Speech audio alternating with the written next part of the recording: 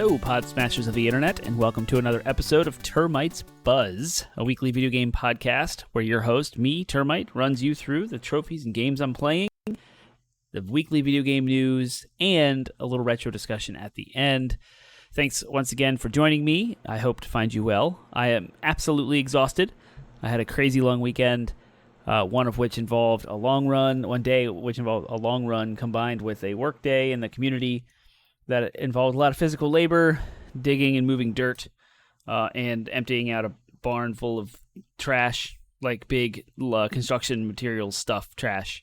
And so I'm pretty wiped physically. I also stayed up too late playing poker. With my return to some alcohol, I definitely imbibed in a few old fashions. And like I said, I stayed up too late. So all of that combined, I am really running on empty today. So I hope my energy is okay for the show. Hope you will bear with me as we get through this episode together.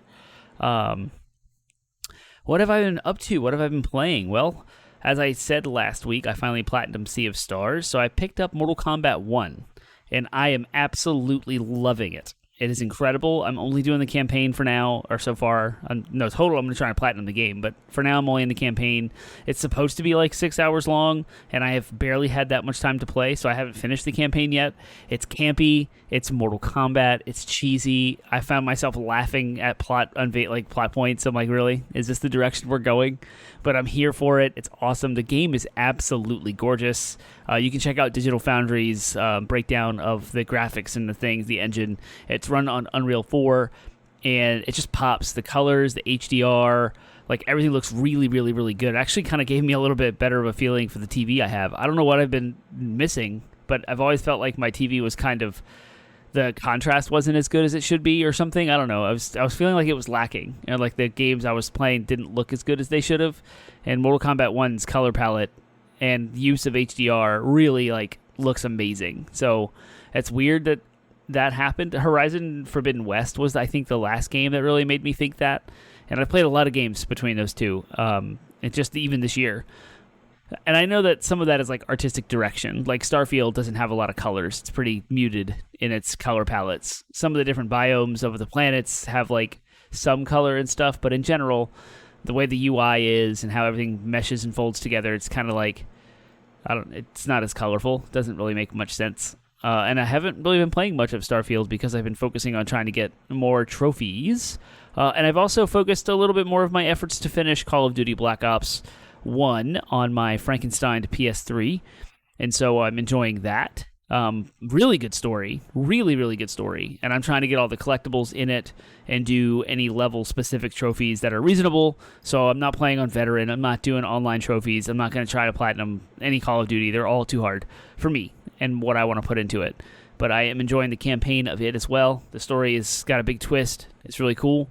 Thoroughly enjoying that. And I'm looking maybe to kick up either Killzone 1 HD, as I mentioned before, for my next game, or I might switch over to Battlefield 4. But I don't know. I've been reading this book, which I'll talk about in my retro section, that has got me all over into PlayStation 3 love, and I don't know what to play next. But maybe y'all should tell me what I should play next. But we'll talk about that a little later in the retro section. If you heard my voice change, it's because I looked over at my PlayStation 3 collection while I was talking. So with that, I guess we'll get into the news. Apparently Sony may have been hacked again. I'm going to read an article report by IGN by Wesley Yin-Poole. I don't think you guys and gals, everyone, you all should not be super worried about this. Sony has said it has launched an investigation after a ransomware group claimed to have breached the company's systems. Cybersecurity Connect reported that a ransomware group calling itself Ransomed VC claimed it had breached Sony Group and threatened to sell stolen data. Quote, "We have successfully compromised all of Sony systems," Ransomed said, are claimed on both on the clear and dark nets, as reported by Cybersecurity Connect. "We won't ransom them. We will sell the data. Due to Sony not wanting to pay, data is for sale." While the claims are unverified at this stage, Cybersecurity Connect said Ransomed VC posted proof of hack data that includes screenshots of an internal login page, an internal PowerPoint presentation outlining test bench details, and a number of Java files. There's also a file tree of the entire leak, which appears to have less than 6,000 files. Cybersecurity Connect describes this cache of data as small relative to all of Sony's systems claim. Ransomed VC threatened to post the data on September 28th if no buyer is found beforehand. In a statement issued to IGN, Sony said, "We are currently investigating the situation, and we have no further comment at this time." The news rekindles memories of the costly PlayStation Network hack of 2011, which saw the personal details of 77 million accounts accessed. PSN ended up offline for nearly a month, disrupting game launches and customer services. Yeah, that's why this is big news, even though there might not be much to it. It's because of what happened in 2011. An astronomical mistake absolutely decimated Sony's confidence, or the consumer confidence in Sony. It was a really, really big deal when the PlayStation hack happened. I remember when PSN was offline for so long. I had just gotten Marvel vs. Capcom 3 and Portal 2 on PS3, and I couldn't play either of them online because of the PlayStation Network being down. It was a big, big deal. Trophies could not be synced up at all, so if you unlocked them, they had to stay on the system. Cloud saves were inaccessible. It was a whole mess. So yeah, apparently this group here, Ransomed VC, has like a tiny little cache of files, and they're claiming that they have a ton of stuff. It's funny that the deadline was September 28th, and there's no update from IGN's website about what's going on, if anything came of this. But apparently that's going on. So I guess change your password if you don't have two-factor authentication. Make sure you have that set up, and try to protect yourself as best you can, because this stuff, could affect you. The next bit of news: Platinum Games co-founder is leaving. And this is an article from The Verge, written by John Porter. Hideki Kamiya, the Japanese video game director known for his work on Bayonetta, Beautiful Joe, and The Wonderful 101, is leaving Platinum Games. The news was first announced by the development studio on Twitter, and Kamiya himself confirming the news via his own account shortly afterward. He is due to officially leave Platinum on October 12th. Although neither party gave an exact reason for Kamiya's departure from the studio, where he currently serves as its vice president, it sounds like an amicable separation. Quote, "We are truly grateful for his creative ideas, leadership, and contribution to the growth of Platinum Games from our startup to this very day." The company statement reads, "We believe that we will continue to succeed in his future endeavors as game creator. We are looking forward to seeing the game industry grow into a better place with him in it. We wish him all the best for the future." The decision came after a lot of consideration based on my own beliefs that this was no means an easy decision to make, Kamiya posted from his own Twitter account. "However, I feel this outcome is for the best. I will continue to create in my Hideki Kamiya way." So Kamiya first rose to prominence at Capcom, where he directed Resident Evil 2, Devil May Cry, and Beautiful Joe. Later, he directed Okami at the Capcom-owned studio Clover, before co-founding the company that would become Platinum Games in 2006 with Shinji Mikami and Atsushi Inaba. It was at Platinum that he directed Bayonetta, The Wonderful 101, as well as Scalebound, a Microsoft Studios project that was later canceled. Kamiya was most recently working on Project GG at Platinum Games, which has been characterized as a climax of Kamiya's superhero trilogy alongside Beautiful Joe and The Wonderful 101. So there you have that. Platinum Games is going to be very different after he is gone. So I believe he was a major contributor to Platinum Games' ethos, having been such a prominent figure in those games, Resident Evil 2, Devil May Cry, Beautiful Joe, Bayonetta, etc. So I hope it doesn't change Platinum Games too much. Platinum Games is a game studio that is near and dear to my heart. I love what they produce and what they do. I love that they've helped on so many different projects. So yeah, I hope and wish the best for him. I hope everything's okay over at Platinum Games, that he's not leaving because of some sort of nefarious situation.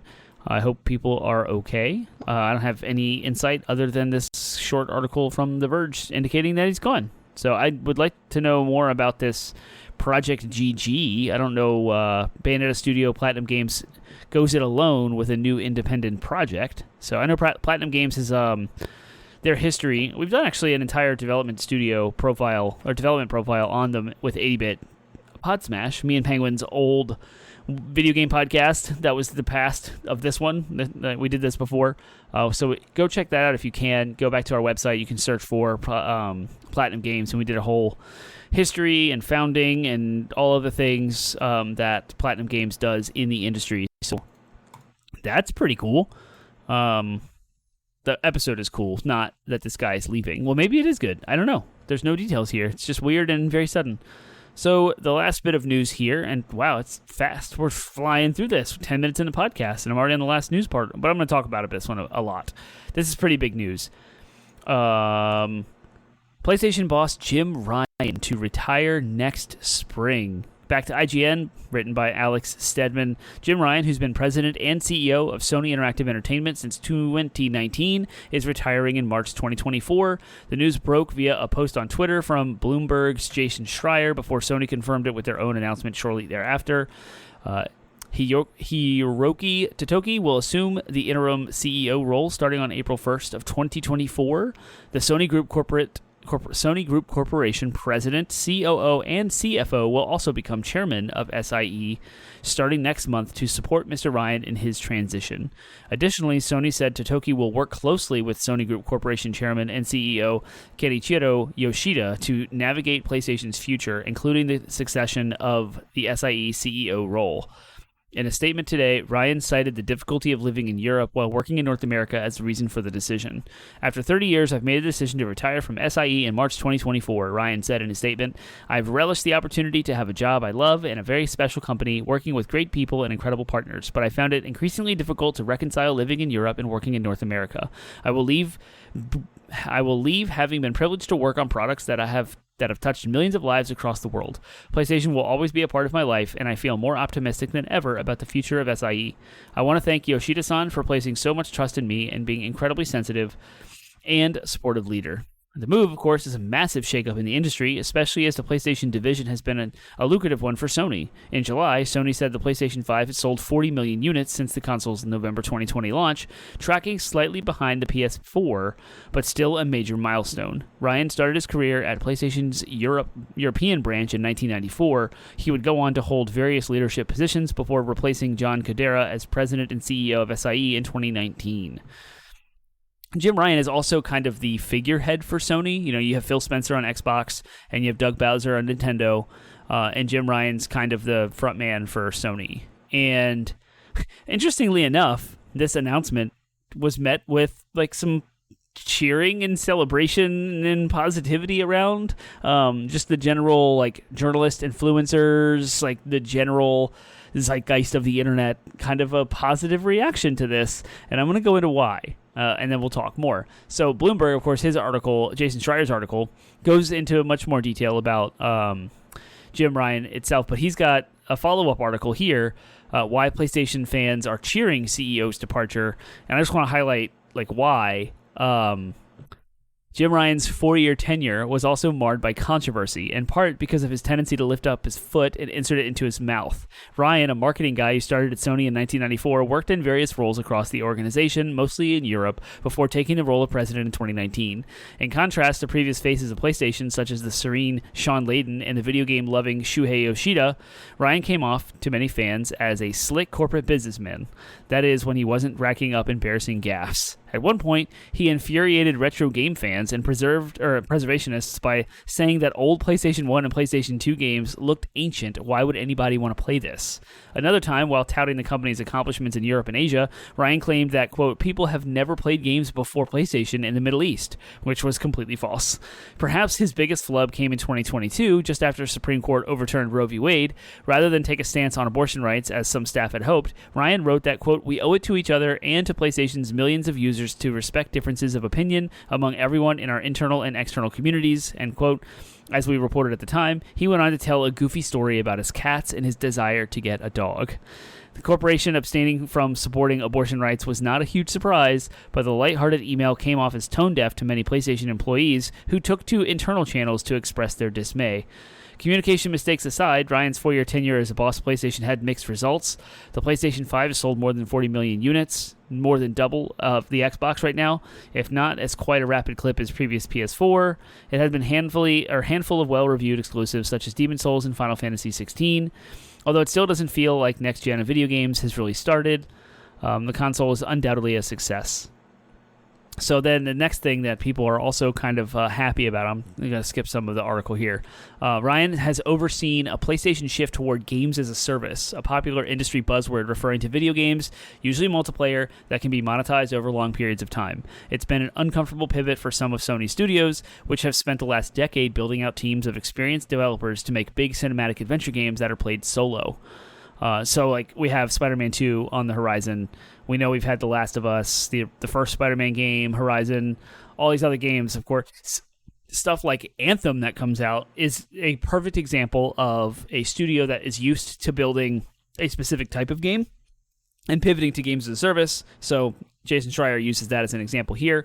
And early last year, Ryan helmed Sony's acquisition of Destiny maker Bungie, one of top service game developers in the world, in hopes of accelerating the pivot. But it took Bungie decades to develop the teams, technology, and production pipelines that have made Destiny successful. And even so, they have had some serious growing pains along the way. Even Sony's expertise has not yet been able to turn PlayStation Studios into a service game factory. So, games as a service is always a hot button topic because they are extremely lucrative when they're done correctly. And what Sony has always done correctly and has been very successful in doing so are creating these big cinematic set pieces, these big stories that people play solo. In fact, it's kind of a pain point for Sony that they don't have like a Call of Duty style first-person shooter type engagement game. And I think that's kind of the reason why Jim Ryan wants to pursue this. He's looking out across the third parties and seeing games as a service be successful. You have Fortnite, and you have PUBG, and you've got Apex Legends, League of Legends, games that just continue to evolve and build. They're never ending. Destiny was a perfect example, and that's why they acquired Bungie. And so when I think Jim Ryan announced the 10 PlayStation games were going to be games as a service, everyone was met that news with ire. Just like, why would you do that? I'm going to look it up, games as a service, so I can get that quote right. Let's see.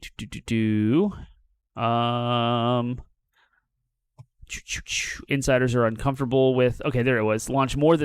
Just days after announcing the $3.6 billion Bungie buyout bid, Sony announced back in April 2022 that it would launch more than 10 new live service games over the next 4 years, with the hope that Destiny developer Bungie would aid PlayStation in this major expansion of live service game development. So now, in editorial reflecting on Ryan's departure from Sony, Schreier commented that the move to live service games goes against many Sony's first-party studios, given their expertise in making big cinematic adventure games that are played solo, which I said so in just about the same amount of words. So, yeah, that's nuts. Also, look at how PlayStation has been consumer-facing since Sean Layden had left. There was an era of PlayStation, specifically through the PlayStation 3 and a little bit into the PlayStation 4 era, where they were doing silly, goofy things. They were like pushing the envelope with innovation. Like PlayStation Home on the PlayStation 3 was like a metaverse before metaverse even had a name, where it was an online all the time world, and you can go in and hang out with friends and play mini games, and then you could break off and play real, like your actual games. You could party up.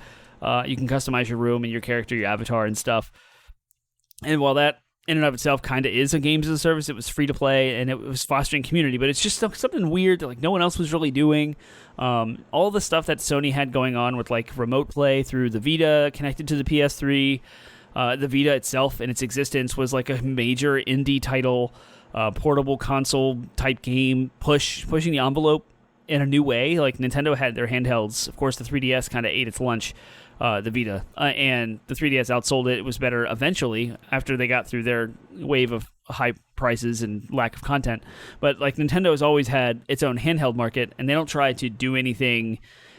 They're not trying to bridge the gap. At the time, they weren't trying to bridge the gap between handheld and console. They had a clear console, that was the Wii and the Wii U, and then they had a clear handheld, that was the 3DS. PlayStation had the PlayStation 3, of course, but the Vita was a way to have a console-like experience on the go with its own set of unique games and working with developers to get them there. But if you remember that era of PlayStation, it was very, like, they were on the ropes. They were doing really, really poorly financially. I do believe that the PlayStation 3 lost a total of $4.9 billion because they were scrimping and scraping their way back to the top pretty much the entirety of the PlayStation 3's life cycle. And then you have...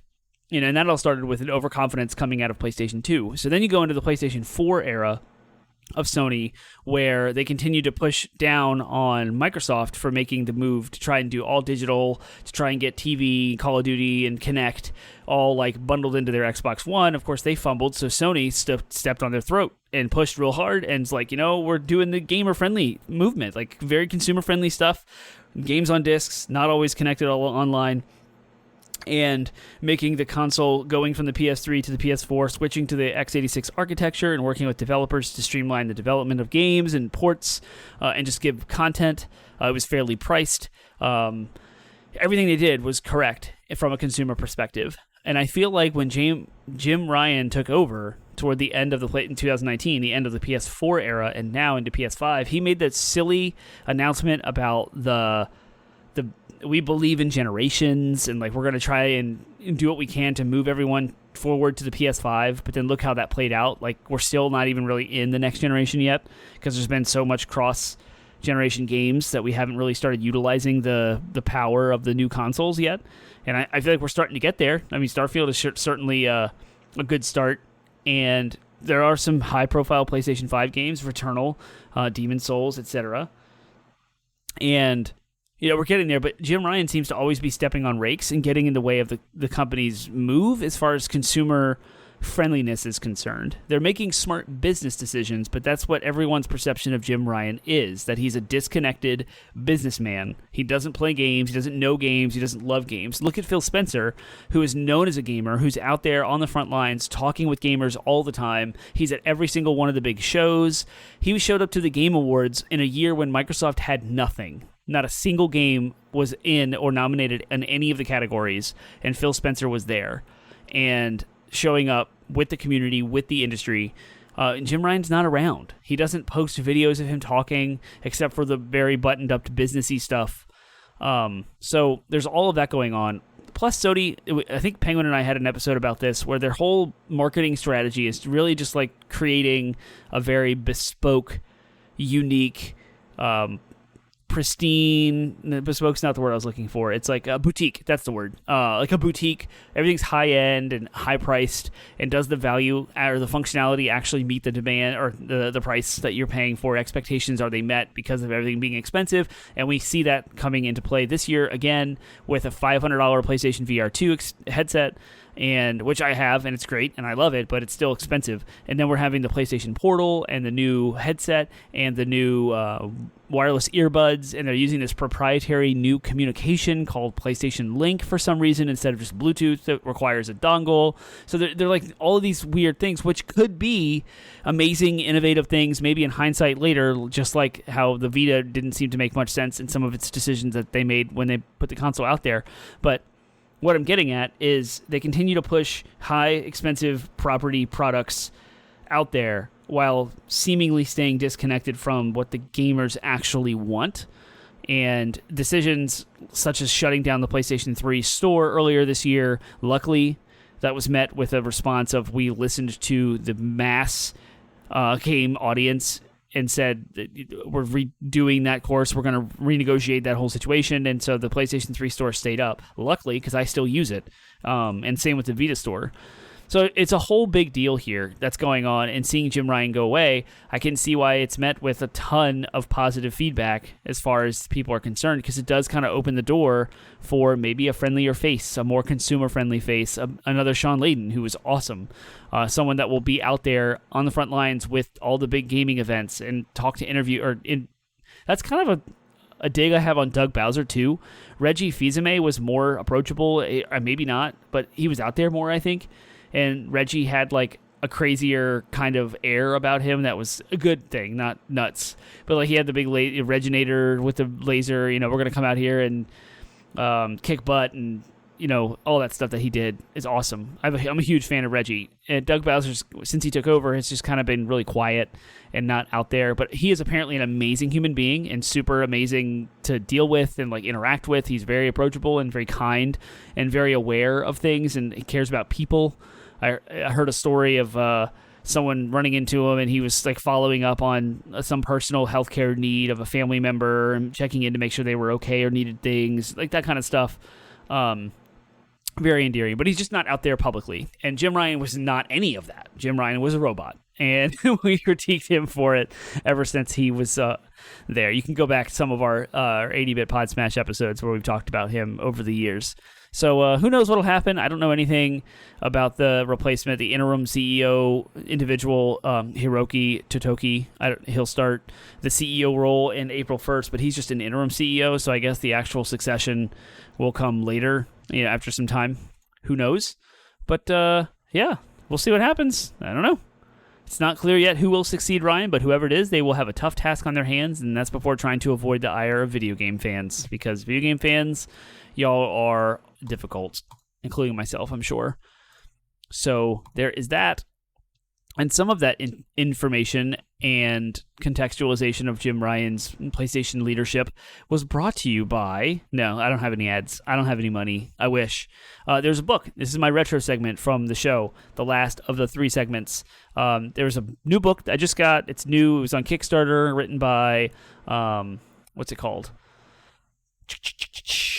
Sandeep Rai. He launched a Kickstarter project to produce a comprehensive history of PlayStation 3, and it's in a hardback format book, which I have, which is great, and it's called It Only Did Everything. And I just finished the entire saga of PlayStation 3, and the book does an amazing job at certain timestamps, certain beats that happened of going into Nintendo's world and talking about what Nintendo was doing, and then going into Microsoft's world and talking about what Microsoft was doing at the time with the 360. And it's super, super fascinating to see how the gaming industry moved from 2006 with the launch of the PlayStation 3. In 2005 really was the launch of Xbox 360, with the launch of the Wii in 2006, and then through the Wii U era, because the Wii U came out before the end of PS3 and 360's life cycle, so you get the entire story. And Sony really was on the ropes the entire time. They were out the gate stumbling and fumbling the launch of PlayStation 3 with things like the pricing not making sense. It was way too expensive, how the cell processor was super difficult to program for, and so games weren't running as well on it from third-party releases. First-party games were taking longer. There was no content. But it's very interesting to see how Microsoft was also reacting to Sony's blunders and how Nintendo was kind of doing their own thing and what they were focused on. A really, really awesome, fascinating story. So I highly recommend if you can Google it. I don't know if it's too... I'm sure you can buy a copy of it now. He has, the writer, Sandeep Rai, has another book about the PlayStation Vita called Vita Means Life. And I heard about that through Colin Moriarty in his Last Stand Media's Sacred Symbols podcast. And so... when I was looking into that, I discovered that this next Kickstarter had already started, so I funded it, and I backed it. I got both books. It Only Did Everything. In fact, the author did an interview with Colin Moriarty on Sacred Symbols about that book, exactly, and he goes into detail about getting all the inside information that he could. But when I was talking about the big PSN network outage, like that was another beat, and how much money the console itself lost. I mean, Sony was reporting losses constantly, and it made me wonder, like, the situation was so very dire that I was very... of course, it's all hindsight, right? I'm in the PlayStation 5 era now, but had I read that story, and if it was like the current generation, I would be like questioning whether Sony should even continue to make PlayStation a thing. Like, what in the right mind would keep pushing this? They lost so much money, so much consumer confidence, and so much loyalty. Like, Microsoft had a chance to really, really capitalize, and I think that's what, for some reason, Microsoft has always been on the ropes. Like, they've never had a chance to completely take over, and they really had a chance, like with the Xbox One, and they completely blew it. But it's really fascinating to see the changes that were happening on the 360 side, and for some reason, because Nintendo came out with the Wii and the whole motion thing, and Microsoft's decision to push Kinect, like, really distracted them from what could have been, like, really squeeze the juice out of what could potentially be the greatest generation of console gaming there ever was. But they were distracted by the Kinect, and they were so worried about shoehorning in this gimmick.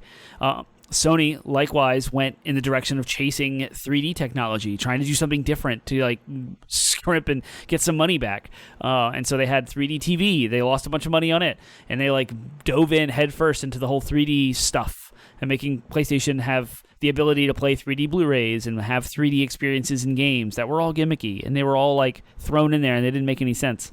And it's really, really fascinating to see all that history from just those years, that one generation of consoles all bundled together and contextualized. Absolutely amazing read. I could just make a whole podcast about going through each of the eras of PlayStation 3's development, from the beginning of its launch, each chapter in this book, each holiday season, each E3, every games developer conference, Tokyo Game Show, Gamescom, all the different beats, the corporate beats, the media beats, they were all here. And it's really, really cool. It's a great read. I highly recommend it. And so I wanted to talk about that. Of course, it drives the excitement that I have for my Frankenstein to launch PlayStation 3, and I did a live stream where I was acting like it was 2006, and I was playing some of the launch games as if I had just bought a brand new PS3 on launch day. So I have all that excitement kind of built in. I have this extensive PlayStation 3 library here. It just made me want to play more of it, explore more games, and relive that entire generation. It was a fantastic generation of games. I don't even begin to know the entire Uncharted series, Infamous, Killzone, Resistance, all came out of it, along with the biggest third-party releases like Far Cry 3 and Assassin's Creed 3 and 4, and I can just read stuff. BioShock, of course, BioShock Infinite, the Batman Arkham games, so many good games came out of that generation. Metal Gear Solid 4, of course, can't forget that, and the list goes on and on. Fallout 3, Fallout New Vegas, so many good games came out that generation. So, and it was a weird week. The book, it was late because it was supposed to be shipped to me. When I initially kickstarted it was supposed to come out in June, and that was pushed to the fall, and then that became September. And then, it became August, late August is when the books would ship. And then mine was in the second batch or whatever. So I ended up having to wait another 2 weeks. And the author was very communicative and emails flooded. I was totally informed the entire way. So I never really felt like I was being left out to dry.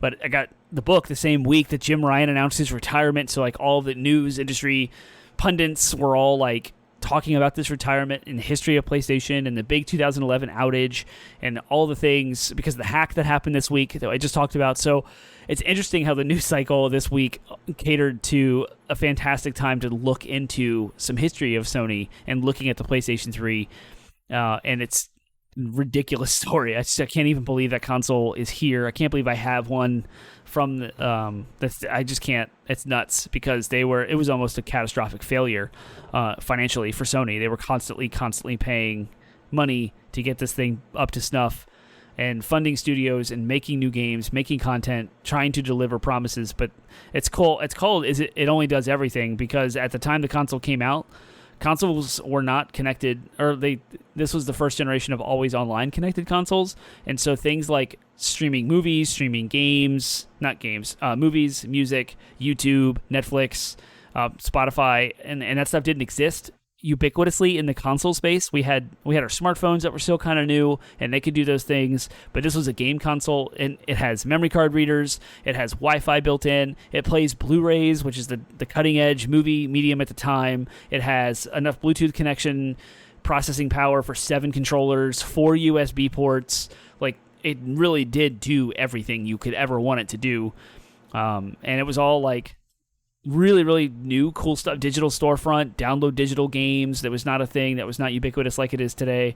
And so that's why, one of the slogans of PlayStation 3 is it only does everything. It's good stuff. It was also Halo 3's 16-year-old anniversary this week. And it brought back a lot of nostalgia for fall gaming in general. But Halo 3 brought me down a rabbit hole of thinking about Xbox 360. Of course, this book didn't hurt it. I was reading all of the things that Microsoft was doing on the 360 at the time, and that was what I jumped to. I jumped from PlayStation 2 to Xbox 360, and I didn't get a 360 until Halo 3 was on the cusp of coming out. I bought it specifically for that, because there wasn't enough titles. Gears of War was a new IP. It was amazing. A friend of mine had it, and I played it extensively at his house, but there wasn't enough oomph behind the 360 until Halo 3. In fact, so many people had a 360 and were playing Halo 2 on it for so long. That's their main title. For some reason, there was a little bit of a drought at the very beginning of that console lifecycle. So there was Perfect Dark Zero and Cameo, Gears of War. I don't remember what else was around that I would have wanted to play, but I was watching the PlayStation 3 and the Xbox 360 eras kind of unfold, because I didn't get a PS3 until 2010. way after the 360, I was still screwing around on the PC space. So at the time, I had a computer that could play Crysis when it came out, and I played Battlefield 3, I played Bioshock, Bioshock Infinite. I was all on the PC space. Max Payne 3. I was playing Blizzard games, so World of Warcraft, of course, Diablo 3. And I was mostly an Xbox 360 gamer when after Halo 3 had come out. And I remember getting the console. I remember the midnight release of Halo 3, back when midnight releases were awesome and super fun. I remember flying in and throwing the disc in and taking off playing the campaign co-op with a friend. And it was just a great night, good time to game, good memories of gaming in general. When the weather breaks, I always think of Halo 3. So I remember like the music I was listening to at the time and driving around in the car I had at the time. And it's just a whole like lovely nostalgia trip, with Halo 3. So this past week, I fired up one of the 360s, hooked it up, turned it on. I threw Halo 3 in it. I also have the Master Chief Collection, which has like the 4K version of it on my Series X. So I played it too. And then I came down to the basement and I played the Xbox 360 version. And wow, what a difference.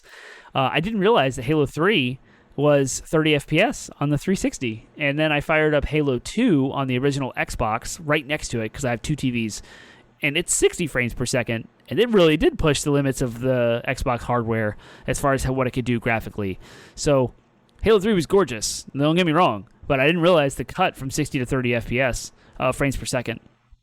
So I had a good time just kind of sitting in that nostalgia.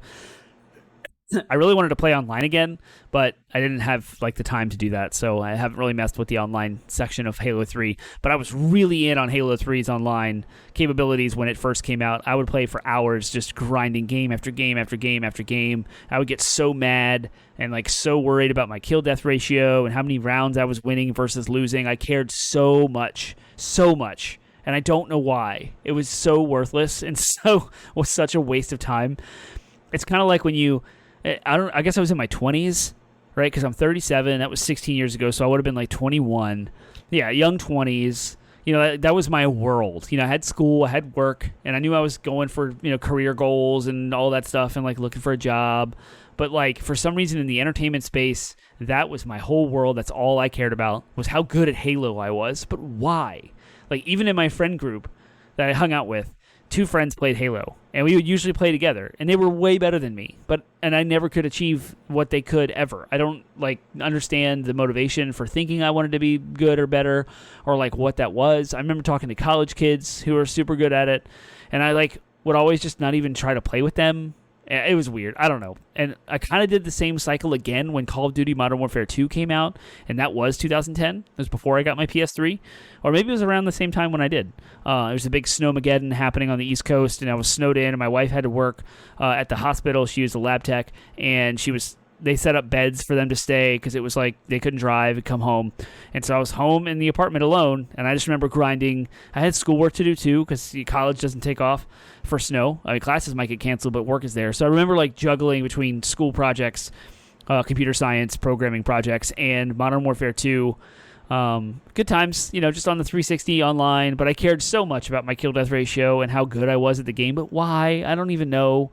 I wasn't doing any of the things people do to get better at the games. I wasn't optimizing strategies. I wasn't surfing the internet looking at YouTube videos to optimize settings, change what I'm doing, how my behavior, loadouts. I wasn't looking at any of that stuff. I just continued to throw myself at the games, hoping that my experience would get me better.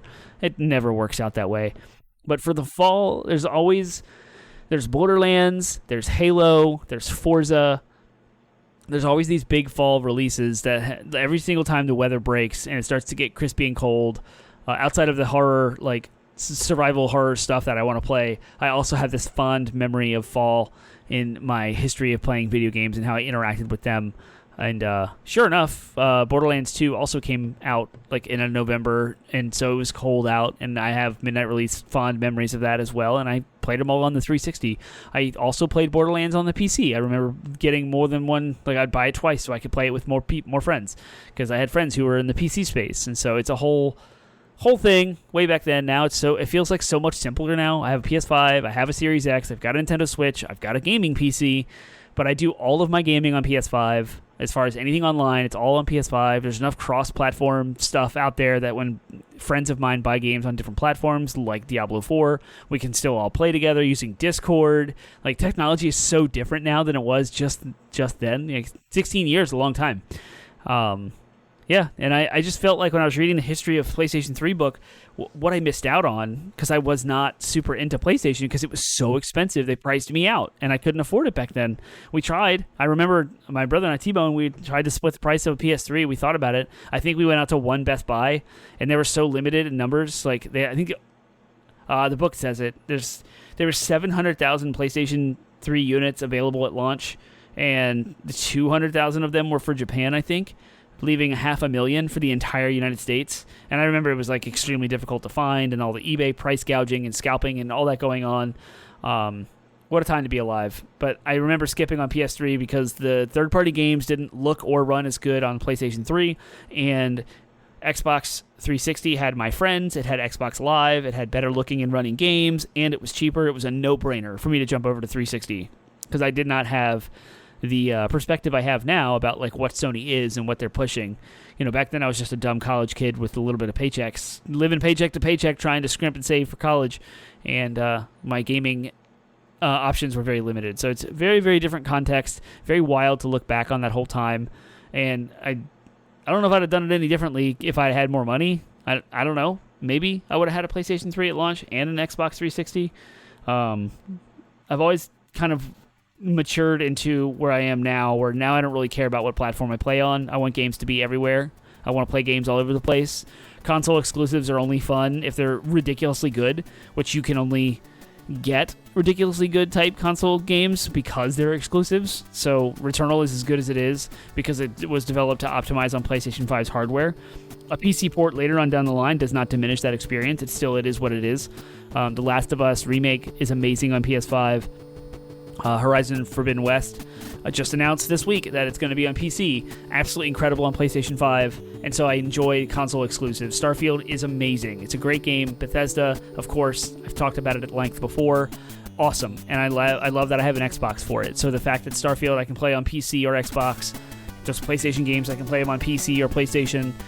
The Venn diagram here shows if you want to play everything or most of everything, you can play them on PC. But there is something to be said about console exclusives and what they can do to push hardware, because the entire development studio has to focus on one set configuration, one hardware. This is the amount of RAM you have. This is the processing power. Make it do absolutely everything it possibly can and squeeze all the juice out of that. And I like console exclusives. I like them so much that I want to have all the consoles. That's the answer for that. Because of privilege and money and all that crap. So here I am, just a lonely gamer. Not lonely at all. Lowly gamer is what I meant to say. With that, I'm going to leave you for the week. I hope you have a great week. Hope you enjoy the fall as the weather does break. I know I am enjoying fire pits and whiskeys and all those things. So hope you have a good week. And with that, I will see you next week.